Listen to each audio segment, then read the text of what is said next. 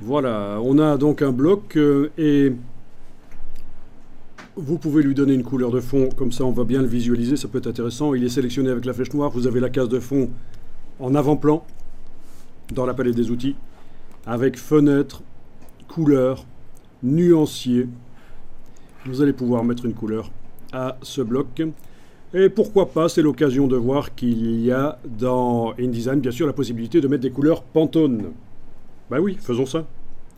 Plutôt que de choisir une des couleurs proposées par le document départ ici, il n'y en a pas beaucoup, plutôt que d'en faire une de type CMJN ou RVB, eh bien allons chercher une couleur Pantone pour ce bloc. Donc c'est une petite information que j'ajoute dans l'explication qui va suivre avec l'utilisation des scripts. Donc nouvelle couleur.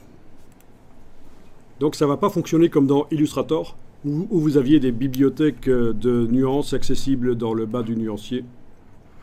Quoique. Non. Ça, c'est juste du filtrage des nuances. Afficher seulement les couleurs, les dégradés ou les groupes de couleurs. Donc ça, c'est pas les catalogues de couleurs. Donc pour accéder aux nuances Pantone, on va dans le nuancier Nouvelle couleur. Et dans la liste des modes ici, vous avez plein de nuanciers disponibles, dont les Pantone. Pantone impression quadri sur papier couché, donc du papier calandré, du papier lisse qui ne boit pas beaucoup l'encre. Le nuancier Pantone impression quadri sur du papier non couché, donc du papier fibreux qui diffuse l'encre un peu, moins bon pour reproduire des photos, mais avec un toucher plus intéressant pour des cartes des publications, des cartes d'invitation, des publications haut de gamme, ça peut être intéressant. Bizarrement d'utiliser du papier graineux. Enfin, je dis bizarrement puisque les photos s'impriment moins bien sur ce papier-là, mais le résultat global sera meilleur. Et ça, c'est donc, oui, parce que Pantone, pour votre facilité, vous donne des nuanciers de la gamme CMJN. Et vous avez ici le Solid Coated, qui est quand même le nuancier le plus utilisé. Les vraies couleurs Pantone. Voilà. Avec les couleurs de base dont l'imprimeur dispose chez lui. Et en mélangeant en certains pourcentages les couleurs de base, il obtient toutes les couleurs suivantes. Donc ça en fait à peu près 700 possibles. Voilà, on peut aussi taper, si on connaît la couleur, si on l'a repéré dans le nuancier, on peut taper le numéro ici et ça va apparaître.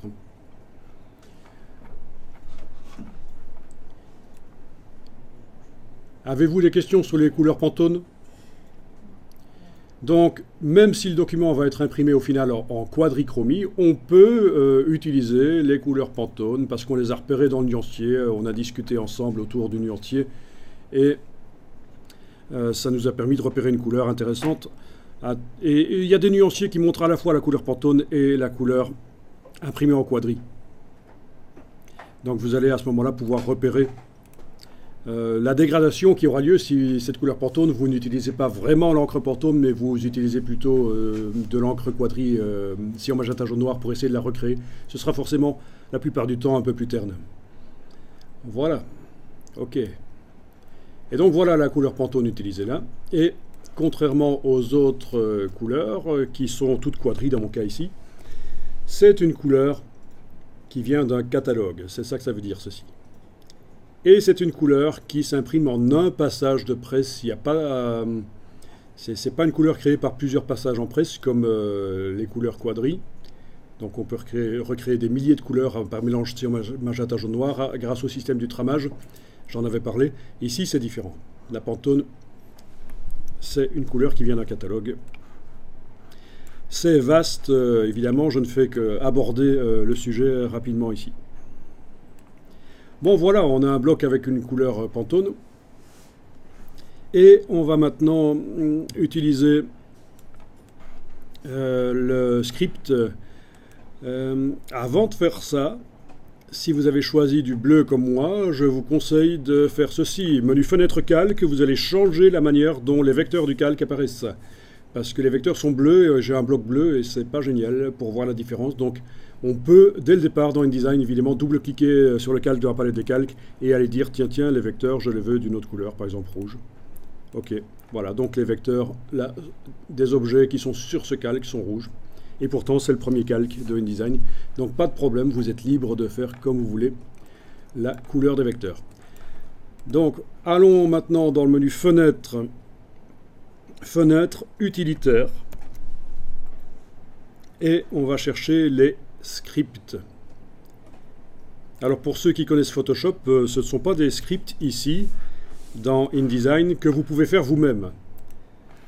Ce sont des scripts qui se programment en JavaScript ou Visual Basic ou Apple Script. Donc c'est menu Fenêtre, utilitaire, script.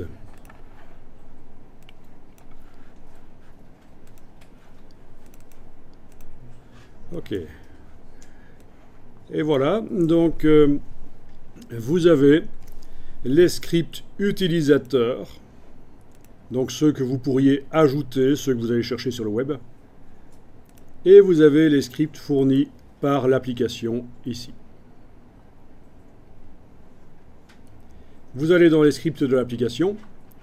Ah tiens, celui-là, je ne suis pas sûr que vous l'avez... Non, hein, c'est un que j'ai ajouté aussi. Si, vous l'avez, celui-là? Ah oui, oui. Vous avez VB à la fin ou quoi? Il n'y a rien, ok. Voilà, on va dans les échantillons ici, les samples. Alors, sur le Mac, les scripts sont fournis en deux versions, mais qu'on utilise une version ou l'autre, ils fonctionnent de la même manière. Donc c'est Apple Script et JavaScript. Et sur le PC, vous devez avoir Visual Basic et JavaScript. Donc voilà, bon, on va tous les deux utiliser le JavaScript, qui est la manière commune de programmer les scripts. Donc de toute façon, on ne s'en occupe pas, nous. Nous, on ne doit pas programmer en JavaScript. Ils sont déjà programmés, les scripts. On va les utiliser. Et ça, les utiliser, c'est facile. Hein. Bon, il y a juste qu'ils sont parfois en anglais. Donc j'ai parfois des participants en formation qui crient quand ils voient apparaître une boîte en anglais. Alors, donc, je vais prendre ici le script MakeGrid, qui, contrairement à ce qu'on pourrait croire, n'est pas le peintre belge, mais ça veut dire fabriquer une grille. Je rigole. Alors, vous allez double-cliquer sur lui. Vous avez votre objet sélectionné. Il faut qu'il soit sélectionné avant que vous double-cliquiez. J'ai oublié de vous le dire.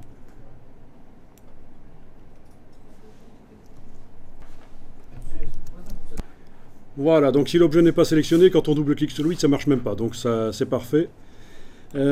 Alors, vous avez ici la possibilité de choisir le nombre de rangées et de colonnes que vous allez faire. Je vous propose, pour commencer simple, de mettre 3 rangées et 2 colonnes. Ne cliquez pas sur OK. Mettez 3 rangées et 2 colonnes. Comme gouttière, je ne veux pas d'espace entre les blocs qui vont être créés, parce qu'en fait, ça va me créer 6 blocs. Ça va transformer mon grand bloc en 6 blocs. Je ne veux pas d'espace, donc je vais mettre gouttière de rangée à 0 et gouttière de colonne à 0 aussi. Type de bloc qui va être créé, ça n'a pas d'importance. On n'est pas obligé d'indiquer que ça va être un bloc pour des images ou pour du texte. Donc ce sera un bloc comme ceux qu'on obtient quand on utilise ça en fait. Un bloc non assigné. On ne sait pas ce que ça va contenir, du texte ou des images. Rien n'indique avant qu'il ne soit rempli. Vous gardez bien ceci coché. Je veux que l'objet original ici soit effacé une fois que les 6 autres objets seront créés. Est-ce que les nouveaux objets doivent prendre le formatage de cet objet-là? Ben oui, pourquoi pas, oui, on laisse ça cocher. Donc ils seront bleus en fait. Comme moi, comme mon grand objet bleu. Ben voilà, c'est tout ce qu'il y a à faire. Vous pouvez cliquer sur OK quand vous avez mis ça. Et voilà, vous obtenez, comme on le voit ici, 6 petits objets. Donc je vais changer la couleur, parce que je ne vois pas bien sur la projection. Donc je les sélectionne tous. Mon Pantone, je vais le tramer. Voilà. Il est permis de tramer du Pantone. Vous pouvez Ce qui est pas possible de faire, c'est la couleur Pantone, l'obtenir en mélangeant plusieurs encres, non.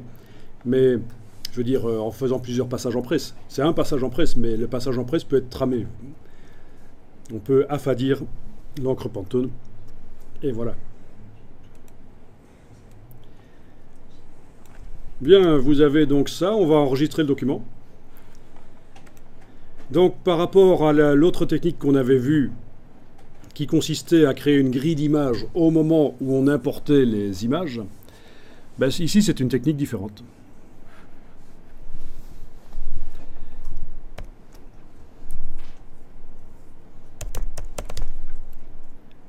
Donc je vais appeler ça grille simple 01.